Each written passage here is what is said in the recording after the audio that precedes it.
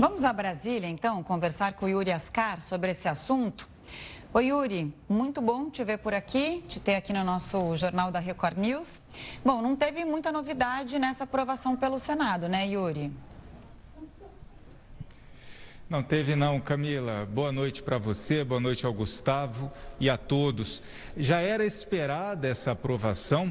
O relator, senador Vital do Rego, o que ele fez foi evitar emendas. Todas as sugestões que foram feitas foram recusadas pelo relator, pensando exatamente nessa garantia de manter o texto aprovado pela Câmara para ele já seguir direto para a sanção do presidente.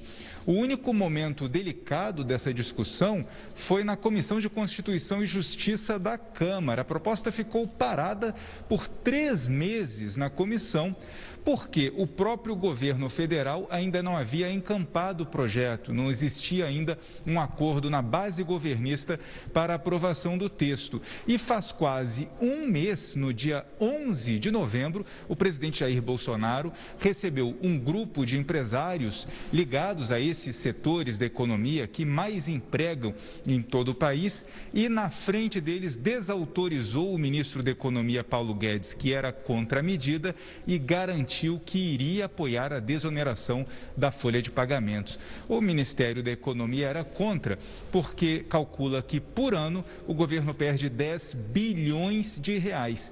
Mas os setores também têm outros cálculos que mostram que a manutenção desses empregos rende ao governo, por ano, mais de 13 bilhões de reais e que, portanto, o saldo seria positivo e ainda a medida seria essencial para preservar os empregos. A única mudança sugerida pelo presidente e acatada, primeiro pelos deputados e agora pelos senadores, foi a redução do prazo de vigência dessa desoneração. Ela valeria por 6 anos, foi feita uma alteração na Câmara e aprovada aqui no Senado também essa alteração, com uma redução do prazo de vigência pelos próximos 2 anos. Camila, Gustavo. Yuri, uma boa noite da minha parte também.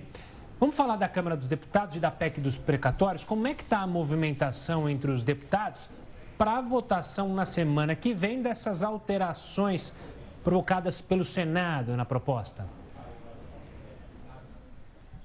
Olha, restou agora a discussão da PEC paralela dos precatórios, né, Gustavo? Os senadores aprovaram um texto e aí esse texto combinado era que ele fosse avaliado pela Câmara, mas foi feito um fatiamento em um comum acordo entre os presidentes da Câmara, Arthur Lira, e o presidente do Senado, Rodrigo Pacheco, o que contrariou muitos dos senadores que votaram a favor da proposta, com a promessa de que o texto não seria desmembrado. Então, o que aconteceu? Foi promulgada essa semana parte da PEC dos precatórios, abrindo um espaço fiscal de cerca de 60 bilhões de reais para garantir o novo Auxílio Brasil de R$ 400 para 17 milhões de famílias brasileiras, mas parte desse espaço fiscal, outros 40 bilhões, ainda dependem dessa aprovação, que é exatamente a parte dos precatórios. É o estabelecimento de um teto de pagamento para os precatórios,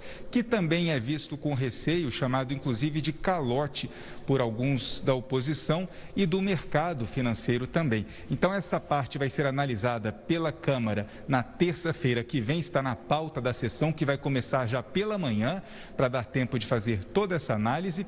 E a promessa é que o texto volte ao Senado no dia seguinte. Terça-feira vai ser avaliado pela Câmara, deve haver modificações no texto aprovado pelo Senado, e aí na quarta-feira, aí sim, teríamos a aprovação em definitivo dessa PEC dos precatórios. A alteração feita pelo Senado, que ainda não foi avaliada, inclui ainda o Auxílio Brasil como um programa permanente e que todo esse espaço fiscal de mais de 100 bilhões de reais seja usado somente para gastos sociais.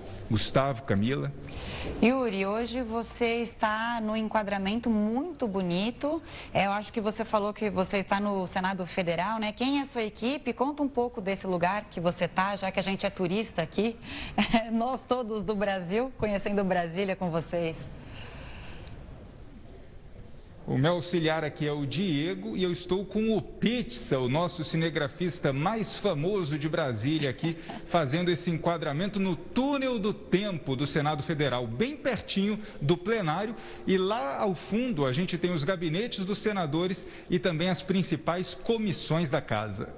Boa, Yuri. Tá, joia. Um beijo para você, então, para o Diego e para o Pizza. E até mais, Yuri. Volte sempre. Forte abraço aos três.